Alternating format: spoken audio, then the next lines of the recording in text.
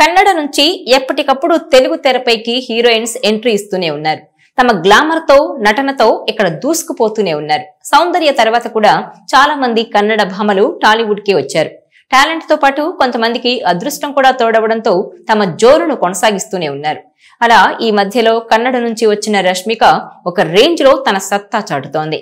ఇదిలా ఉంటే కన్నడ ఇండస్ట్రీ నుంచి కూడా కొంతకాలంగా పాన్ ఇండియా సినిమాలు పరిగెడుతున్నాయి. దాంతో ఆయా సినిమాల్లోని హీరోయిన్స్ కూడా మిగతా భాషల నుంచి ఆఫర్స్ వస్తున్నాయి. అలా కన్నడ వైపు నుంచి వచ్చిన కేజీఎఫ్ ద్వారా శ్రీనిధి శెట్టి, కాంతారా ద్వారా సప్తమి గౌడ ప్రేక్షకులను వలరించారు. ఈ బ్యూటీలను టాలీవుడ్ కి పరిచయం చేయడానికి ఇక్కడి మేకర్స్ గట్టిగానే ప్రయత్నాలు చేస్తూ వెళ్లారు. మొత్తానికి హిట్ 3 సినిమాతో శ్రీనిధి శెట్టి టాలీవుడ్ కు ఎంట్రీ ఇచ్చింది. తన ఆకర్షణీయమైన రూపంతో ఇక్కడి ప్రేక్షకులను వలరించింది. ఈ నేపథ్యంలోనే సప్తమి గౌడ కూడా తమ్ముడు సినిమాతో నితిన్ సరసన మెరవనుంది. కాంతారా సినిమాకు ప్రత్యేక ఆకర్షణగా నిలిచిన ఈ బ్యూటీ తెలుగు తెరపై ఎప్పుడు కనిపిస్తుందా అని ఇక్కడి ఫ్యాన్స్ వెయిట్ చేశారు.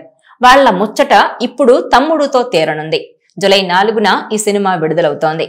కాంతారా సినిమాతో మంచి గుర్తింపు తెచ్చుకుంది ఈ అందాల భామ సప్తమి గౌడ.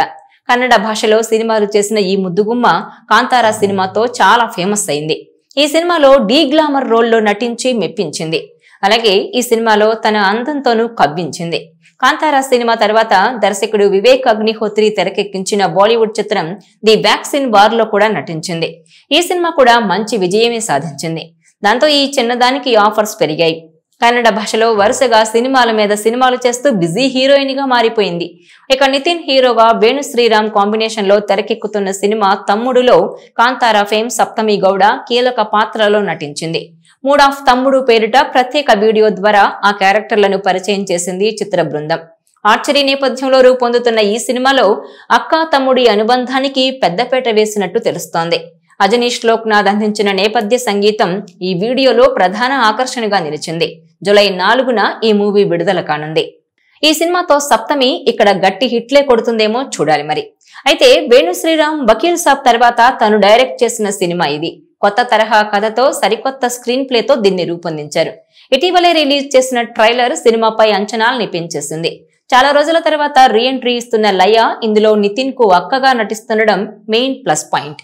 అయితే నితిన్ ఉన్న పరిస్థితుల్లో ఈ సినిమా 70 కోట్లను రికవర్ చేయగలదా అన్నదే ఇక్కడ బిగ్ క్వశ్చన్. ఇక దిల్ రాజు ఎంత ధీమాగా ఉన్నా ఒక విధంగా చెప్పాలంటే నితిన్ తో బిగ్ గేమ్ ఆడుతున్నట్టేనని అంతా అంటున్నారు.